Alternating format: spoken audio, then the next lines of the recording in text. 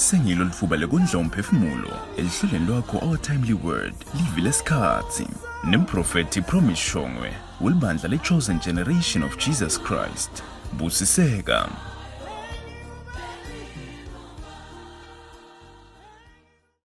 Siyabonga kakhulu chatha i-recap. Amen. Kutelo nganani bazalwane namuhla ngiphathela umlayeto loku Ezekiel chapter 37.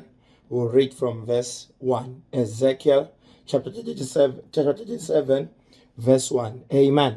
Evikini eliphelile ngiyame kakhulu ekunikhumbutheni nasekunilayeleni ukuthi ummangaliso sibili noma inceke yaNkulunkulu usetshenziswa uNkulunkulu ebandleni noma ufuna kwathi ukuthi ngabe uNkulunkulu ngamseva njani ngendlela lesezingeni lelisetulu, maybe unesiphiwo thanazela abantu baphile, maybe uNkulunkulu uyakusebenzisa itinveni nasedinkingeni debantu.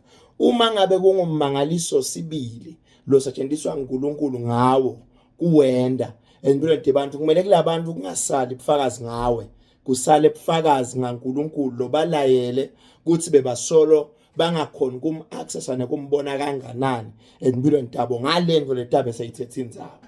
Amen. Ngaso sonke isikhathi while we are praying, while we are preparing everything, pray that after all leli gama nebukhulu baNkulunkulu bembulwe emehlweni kwale recipient yemangaliso nalona uNkulunkulu asamendela into lethile. Nemlalele ekhaya kuza sitakale ngalokuphelele akahlala ahlahle emehlo akhe ngoba ummangaliso sibili ngummangaliso lo veta uNkulunkulu ekupheleleni kwakhe angakancishiswa aphelele akuvetela ukuthi uyakhona kudenda tinvo ngekwakhe angakalekelelwa ngalutho. Into lento uNkulunkulu into lengadzingi ukusekelwa nangetandla. Amen.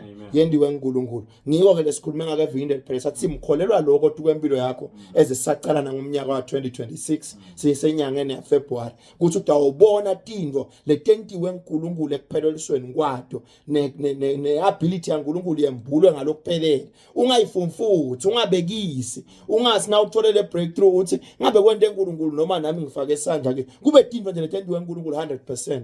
Wenele na ungakhona ukufihla ukuthi wazi wangivakashela uNkulunkulu emndeneni wami empilweni yami. Amen. Siya Ezekiel chapter 37 verse 1 ungasifunzela.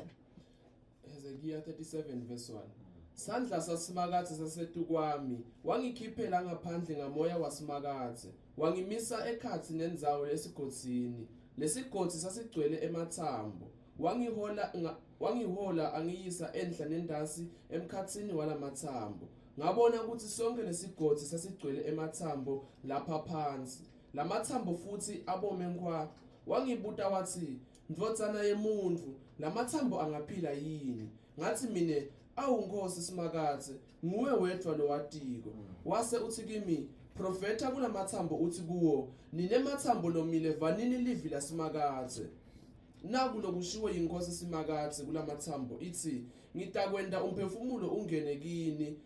Ngidawenda umphefumulo ungene kini nitabe seseniyaphila ngitawuhlumisa imisipha kini ngente inyama imile kini. Amen. Hallelujah. Amen.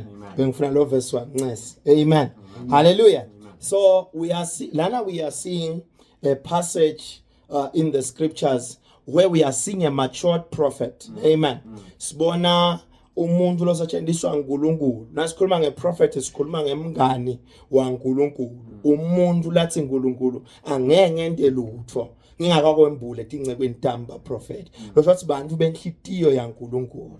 Ngibo uNkulunkulu lafika confide noma embule kibo lasatawukwenda noma lokumlimatawo noma lokusemoyeni wakhe ngebantu. Amen. So the prophet stands on that gate. So this man Ezekiel was a prophet. He was used by God to conceive messages and to see clearly. Look, this was a friend of God. Look at this. The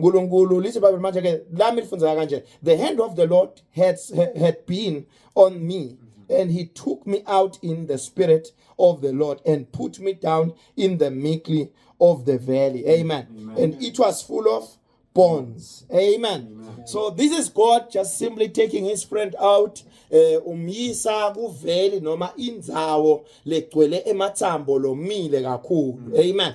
And it seems as if kubona nje mathambo lomile nje kubona nje amathambo noma a skeleton kuyatraumatizana noma yinvo losina uyibona usenyameni ithatha isikhathi ikucishe emoyeni wakho na uyibonile. But because of the level of trust that Ezekiel has with the Lord was comfortable in taking him to depths of things which if you are in the physical you can't be able to recover shortly.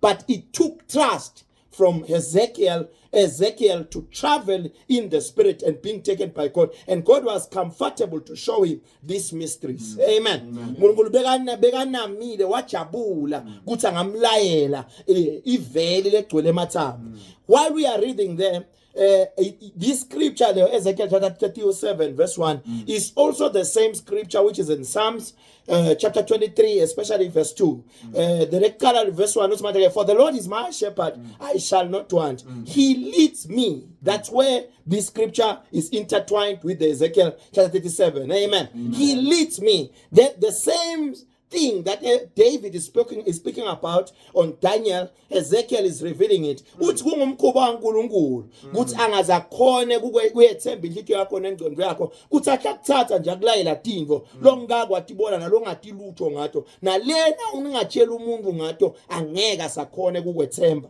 kuthi udibonile. Amen. So it takes you to become a full reliable friend of God for him to take you to certain depths in the realm of the spirit. Kubukeka ngazothi kuthi ngeke kube nebudlelwane losebuqinile emkhathini wemngano kaNkulunkulu naNkulunkulu uqobo lwakhe kuzakhona kumethemba ngetindo letingetulu lena usenyameni angeke sokhona recover naso tibonile. Amen.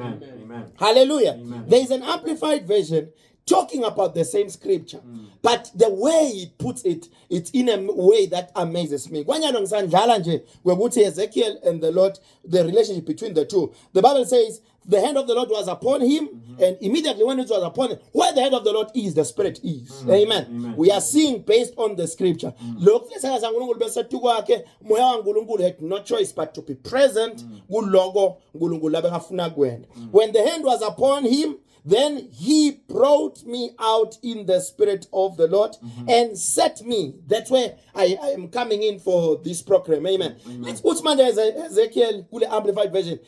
The hand of the Lord was upon me, and the Spirit of the Lord took me out. And as it took me out, it did all these things just to sit me down. Amen. Konke lokwendekela nje ukuthi uNkulunkulu bekendlela ukuthi ngihlale phansi.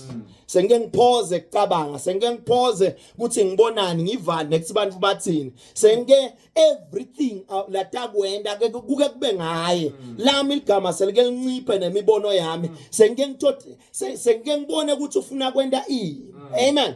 So this is the most important part, which if I had more time, I was going to explain even more depth on this word. Amen. And he set me down in the midst of the valley. I touched a bit yesterday concerning the scripture. I said, Bandabanengi, they don't want to come to a place of introspection, self-introspection. Negumugela, tingo la bahamba tukato ukuthi yathi ngisengingeni la. Bahlala lisi zesikhathi sede. Solo umuntu abaleka azama ema shortcuts just to cover admitting and facing what he's going through. Nengitsaphamze sandla athi ngicela lisitho. Ngicela sale ngingenelela lokhu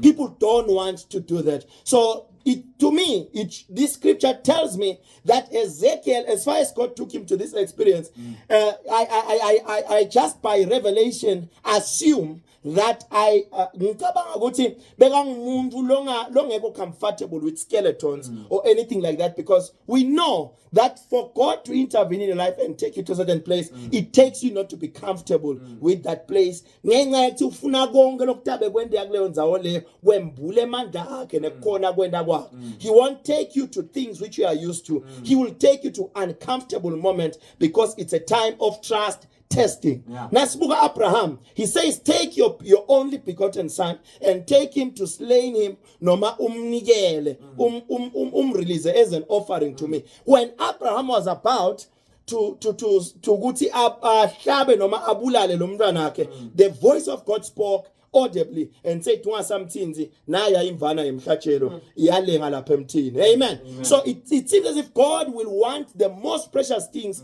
in your life in certain points just to test your level of trust to him pertaining things. It seems as if God is saying to us, kumele silungele kuba subject to the Spirit of the living God. And when it says, sit down, analyze the problem, and face the problem, you have to really do so and submit to him. First Samuel chapter 15 verse 22. Uthi manje ke uNkulunkulu uyajatshuliswa yini kunikelwa kwemnikelo nemhlatshelo kunekulalelwa kwelive lakhe. It seems as if God is highly pleased by people who will listen to his voice and do what he says at the time he says it. With Ezekiel, the hand of the Lord was upon him, the Spirit was there, and the Spirit just did all that just to sit him down in the valley. So ngithi kathani balalele emakhaya, uNkulunkulu utakwenda ukuthi ungasasibalekeli lesimo lokiswa, utakuhlalisa phansi akukhoze ukuthi usibuke nethi kuze akulayele ukuthi emamasela akhe anganani ekukhipheni kunoma ngayinto hamba tukwayo. Namhlanje sihamba mangithi nje just sit with expectation. Don't be scared when the Spirit of the Lord said sit down, because it won't be your first encounter. Ezekiel experienced it. God bless you. Amen.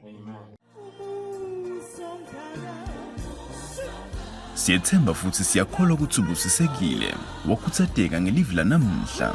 Uma unesifiso sekuthandaza kanye nekuthola teluleko counseling sessions neMprophetic Promise, shaya noma ushiye umlayeto ngaWhatsApp ku76591921. Lihhovisi leMprofeti liseMbabane Eagle House Building, office number 10 Matfude Naka Railway. Hlanganyela nathi eChosen Generation of Jesus Christ njalo ngelisonto kusuka nga10 ekuseni kuya ku2 emini. Libandla liseMbabane Hilltop ngemuva kwe-waiting room yaseMhlambanyathi. Kuva kabanti vakashela likhasi lethu kaFacebook Chosen Generation of Jesus Christ with Prophet Promise. Asihlanganyele kanye ehlelweni ngemsombuluko lodako ngesikhathi lesifanako.